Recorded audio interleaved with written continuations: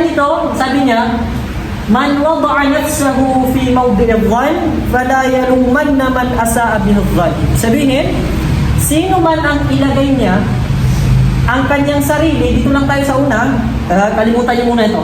Itong pangalawa, dito lang muna tayo sa una. Sino man ang ilagay niya ang kanyang sarili sa lugar, mawdi'i dhann, sa lugar ng paghihinala. Lugar, paraan, okay? Sa mga lugar na kung saan paghihinalaan siya, fala yaluman naman asa al-hidhan. Hindi niya pwedeng, huwag niyang sisihin yung mga taong naghihinala sa kanya. Paano, Ustad? Medyo bago pa lang kami sa salita na yan. Paano ba yan, Ustad? Okay, ngayon bibigyan natin ng explanation. Okay? Bibigyan natin ng explanation. Man wada'a nafsahu fi mawdi'i dhann. Sino man sabi niya ang nilagay niya ang kanyang sarili sa lugar na kung saan alam niya ipaghihinalaan siya. Okay?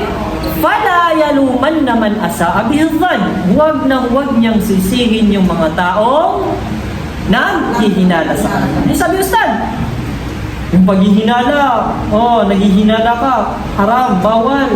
Oo, bawal yung paghihinala. Ngunit tanungin mo yung sarili. Ba't ka pinaghinala? Ganun sasabi ni sister. Ba't ka pinaghinala? Dahil hindi ka paghihinalaan ng tao kung hindi ka nakagawa ng kahina-hinan. Tama? Yes. Hindi ka... Something na rin kaya isipan ka ng tao kapwa. Bibigay ako ng halimbawa. Halimbawa ako. Ha? Halimbawa ako, Ustad. Ustadas na din. Ngayon, mayroong bar. Wali'audhu billah, ilayo na ako ni Allah. Mga ganyang gawain. Mayroong bar, halimbawa. And then, doon sa gilid ng bar na yon, nandun ako nakatayo. Okay? Nandun ako nakatayo. Ang niyat ko, nagabang ako ng taxi. Yan ang sa akin. Nakabang lang ako dun sa bar. Ngayon may dumating. Halimbawa, dumating kayo. Ano yung una yung paghihinalaan? Galing ka sa bar. Sabi niyo yung totoo. O kaya ay ka sa bar. Galing sa? O kaya ay papasok ka lang. O kaya ay may kaibigan ka dyan. Ay. Naghihintay. Di ba?